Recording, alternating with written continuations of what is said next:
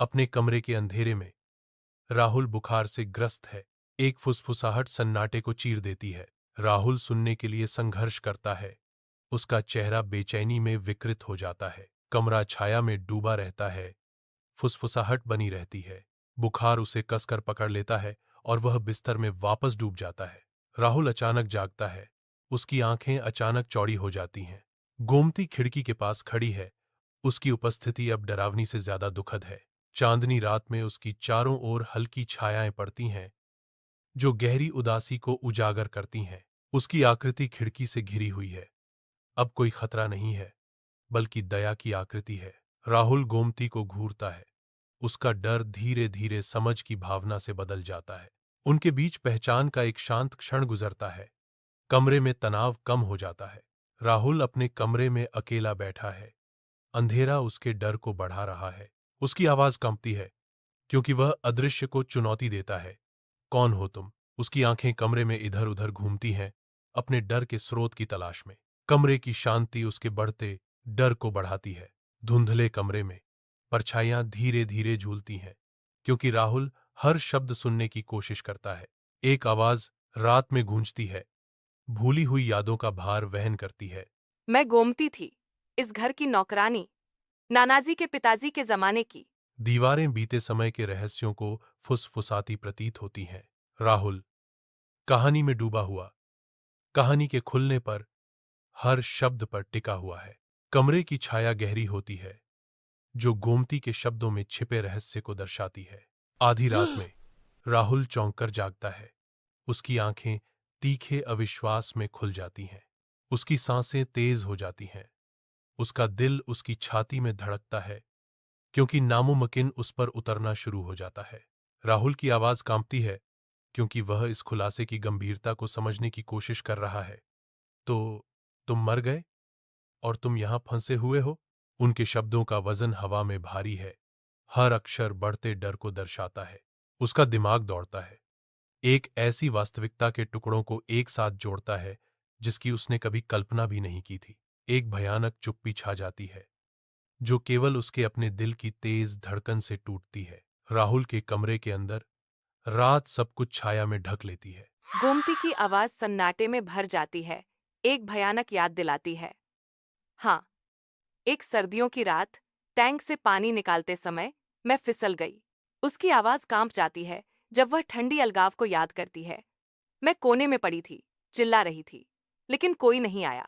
उस रात की भयावहता उसकी आंखों में झलकती है। एक मूक चीख वर्षों से गूंज रही है। कमरा उसके चारों ओर सिकुड़ता हुआ प्रतीत होता है, क्योंकि उसके अतीत का भार वर्तमान को अभिभूत कर देता है। राहुल ध्यान से सुनता है। गोमती के शब्दों का भार हवा में भारी है। राहुल के कमरे की धुंधली रोशनी में परछाइयां दीवारों पर खिंचती और नाचती हैं। एकल प्रकाश की किरण पर्दे में एक अंतराल से गुजरती है, धूल को रोशन करती है। गोमती की आवाज कमरे में गूंजती है, दुख से भरी हुई। मैं मर गई, उसी कोने में, उसी हालत में। उसके शब्द हवा में भारी पड़ते हैं, उसके अंतिम क्षणों की एक स्पष्ट तस्वीर चित्रित करते हैं। जिस कोने की वह बात करती है, वह छाया में घिरा हुआ है, उसकी दुखद समाप्ति का मूक गवाह। ऐसा लगता है कि कमरा अपनी सांस रोककर रखता है, जैसे कि दुखद घटना को याद कर रहा हो। अपने कमरे की एकांतता में राहुल अभिभूत है। उसकी आंखों में आंसू भर आते हैं। दुख से भरी आवाज में राहुल पूछते हैं, कोई तुम्हारी मदद क्यों नहीं कर पाया? राहुल संयम बनाए रखने के लिए संघर्ष करता है। उसकी आवाज भावना से भरी हुई है। राहुल के आंसू उसके चेहरे पर बहते हैं। राहुल की आवाज निराशा से कांपती है। किसी ने तुम्हारी मदद क्यों नहीं की? राहुल अपने सीने को पकड़ता है। राहुल के धुंधले कमरे में छायाएं नाचती हैं, जो हवा में भरी अनकही भावनाओं को दर्शाती हैं। गोमती की आवाज बस एक फुसफुसाहट, वर्षों के दुहक और गहरे अलगाव का भार वहन करती है। उसकी आवाज फट जाती है, क्योंकि वह खुलासा करती है, क्योंकि कोई मेरी बात सुनना नहीं चाहता था। हर शब्द हवा में भारी होकर लटकता है, क्योंकि वह विलाप करती है। हर कोई सोचता था कि मैं भाग गई थी। उसकी आवाज एक भूतिया फुसफुसाहट में बदल जाती है। मेरी मृत्यु की खबर भी कभी नहीं फैली। निराशा की मार्मिक स्वीकृति में वह स्वीकार करती है, मैं उस कोने में हमेशा के लिए फंसी रही, अकेली, ठंडी और भूखी। कमरा छाया से घिरा हुआ है। हवा में भेद्यता की एक स्पष्ट भावना व्याप्त है।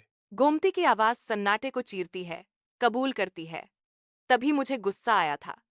मैं तुम्हें डराना नहीं चाहती थी। उसकी आवाज नरम हो जाती है, एक गहरी लालसा प्रकट करती है। मैं बस चाहता था कि कोई मुझे देखे, कोई मुझसे बात करे।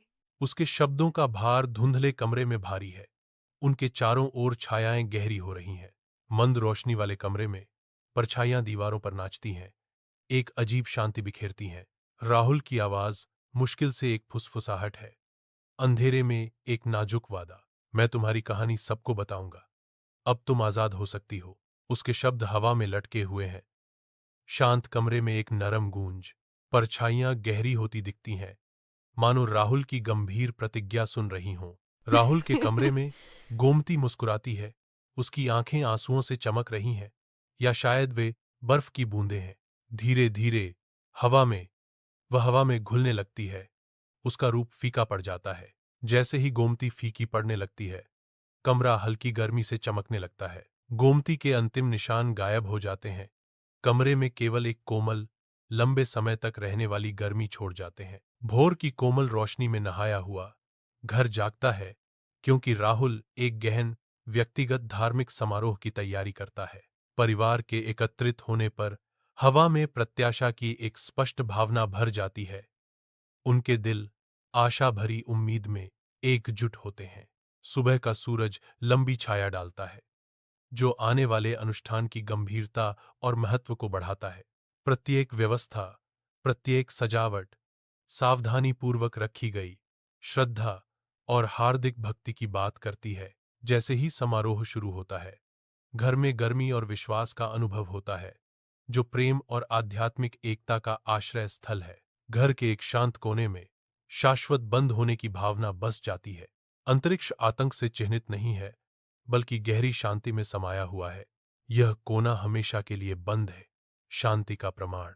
यह अछूता रहता है, डर की जगह के रूप में नहीं, बल्कि शांति के अभयारण्य के रूप में।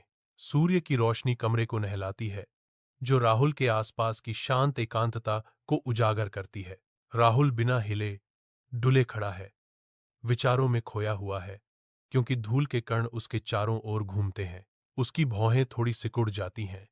उसके भीतर विचार विमर्श का तूफान उमड़ रहा है। राहुल को एक गहरी अनुभूति होती है, और उसका भाव नई स्पष्टता के साथ बदल जाता है। हर आत्मा बुरी नहीं होती, कुछ बस सुनी जाना चाहती हैं। दिन की कोमल गोद में नहाया हुआ घर गहरी शांति का अनुभव कराता है। यह संकेत देता है कि गोमती आखिरकार शांति से आराम कर रही है। शांत घर एक शांतिपूर्ण आश्रय के रूप में खड़ा है, जिसकी खिड़कियां शांत आकाश को दर्शाती हैं, क्योंकि गोमती की उपस्थिति बनी हुई है। कोमल प्रकाश घर को चूमता है। गोमती की आत्मा पर अंतिम आशीर्वाद के रूप में यह उन दीवारों के भीतर अनंत आराम पाता है। शांत शांति में घर शांति की एक कहानी फुसफुसाता है। इसकी दीवारें अब गोमती के शाश्वत आराम की रक्षक हैं।